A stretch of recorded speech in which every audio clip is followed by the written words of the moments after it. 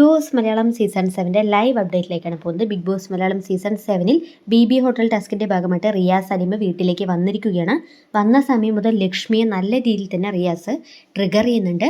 ലക്ഷ്മിയോട് വന്ന സമയത്ത് റിയാസ് ചോദിക്കുന്നുണ്ട്, നിങ്ങൾക്ക് എന്നോട് സംസാരിക്കാൻ എന്തെങ്കിലും ബുദ്ധിമുട്ടുണ്ടോ എന്ന് ചോദിക്കുന്നുണ്ട്. അപ്പോൾ ലക്ഷ്മി പറയുന്നുണ്ട്, ഇല്ല, എനിക്ക് യാതൊരുവിധ ബുദ്ധിമുട്ടും ഇല്ല എന്ന് പറയുന്നു.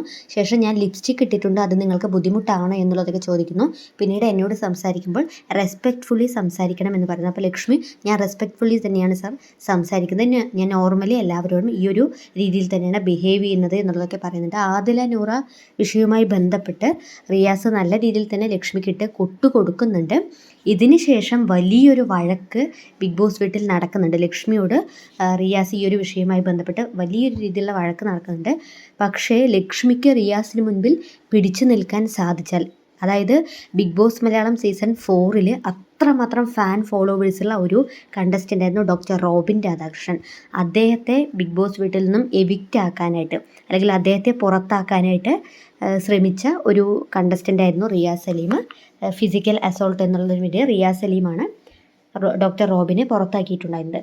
അതുകൊണ്ട് തന്നെ അത്രയും ഫാൻ ഫോളോവേഴ്സ് ഉള്ള, അല്ലെങ്കിൽ എനിക്ക് തോന്നുന്നു അന്ന് ബിഗ് ബോസ് മലയാളം സീസൺ 4 കണ്ടുകൊണ്ടിരിക്കുന്ന ബിഗ് ബോസ് പ്രേക്ഷകരിൽ ഭൂരിഭാഗം പ്രേക്ഷകരും ഡോക്ടർ റോബിൻ രാധാകൃഷ്ണൻ്റെ ഫാൻസ് ആയിരുന്നു.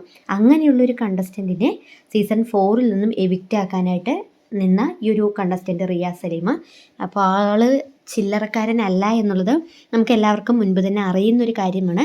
കാരണം റിയാസ് സലീം LGBTQ കമ്മ്യൂണിറ്റിയെ റെപ്രസെൻറ്റ് ചെയ്തുകൊണ്ടാണ് ബിഗ് ബോസ് എന്നുള്ള ഈ ഒരു ഷോയിലേക്ക് വന്നിരിക്കുന്നത്. അതുകൊണ്ട് തന്നെ തൻ്റെ കമ്മ്യൂണിറ്റിയെക്കുറിച്ച് വ്യക്തമായ നിലപാടുകളും കാഴ്ചപ്പാടുകളും ഉള്ള ഒരു വ്യക്തിയാണ് റിയാസ് സലീം. അങ്ങനെ ഇരിക്കെ റിയാസ് സലീമിൻ്റെ മുൻപിൽ ലക്ഷ്മിക്ക് പിടിച്ചു നിൽക്കാൻ സാധിച്ചാൽ, നിലപാടുകൾ കൊണ്ട് പിടിച്ചു നിൽക്കാൻ സാധിച്ചാൽ, ലക്ഷ്മിയെ സപ്പോർട്ട് ചെയ്യുന്ന റിയാസ് സലീമിന് എഗെയിൻസ്റ്റ് ആയിട്ടുള്ള, അതായത് LGBTQ കമ്മ്യൂണിറ്റിക്ക് എഗെയിൻസ്റ്റ് ആയിട്ടുള്ള വലിയൊരു വിഭാഗം പ്രേക്ഷകരുണ്ട്. ആ പ്രേക്ഷകരുടെ എല്ലാവരുടെയും പ്രേക്ഷക പിന്തുണ ലക്ഷ്മിക്ക് കിട്ടും എന്നതാണ് അവിടുത്തെ ഏറ്റവും ഹൈലൈറ്റഡ് ആയ ഒരു കാര്യം.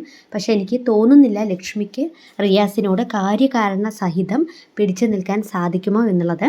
അതായത് റിയാസ് സലീം തീർച്ചയായും ഈ ആദില നൂറ വിഷയത്തെക്കുറിച്ച് അവിടെ സംസാരിക്കും. ആ സമയത്ത് വ്യക്തമായ പ്രേക്ഷകർക്ക് ബോധ്യപ്പെടുന്ന തരത്തിൽ ലക്ഷ്മിക്ക് സംസാരിക്കാൻ സാധിച്ചാൽ ലക്ഷ്മിയുടെ ഗ്രാഫ് നമ്മളൊക്കെ ഉദ്ദേശിക്കുന്നതിലും അപ്പുറത്തേക്ക് ഹൈ ലെവലിലേക്ക് ഉയരും എന്നുള്ളതാണ് മറ്റൊരു വാസ്തവം. അതിനുശേഷം അനുമോൾ കിട്ടും ഒരു കൊട്ടു കൊടുക്കുന്നുണ്ട്. അതായത് ബിഗ് ബോസ് ആക്ടിവിറ്റി ഏരിയയിൽ എല്ലാവരോടും അതായത് ലിവിങ് ഏരിയയിൽ എല്ലാവരോടും ചെന്നിരിക്കാനായിട്ട് പറയുന്നു. അതിനുശേഷം റിയാസിനെ പരിചയപ്പെടുത്തിയിരുന്നു. അപ്പോൾ റിയാസ്, ഞാനൊരു ഫിലിം പ്രൊഡ്യൂസറാണ് എന്നുള്ളതൊക്കെ പരിചയപ്പെടുത്തുന്നുണ്ട്. അതിനുശേഷം ഞാൻ എയർപോർട്ടിൽ നിന്നും BB ഹോട്ടലിലേക്ക് വരുന്ന വഴി ഞാൻ കയറിയ ആ ഒരു ടാക്സി ഡ്രൈവർ ഒരു കാര്യം പറഞ്ഞിരുന്നു.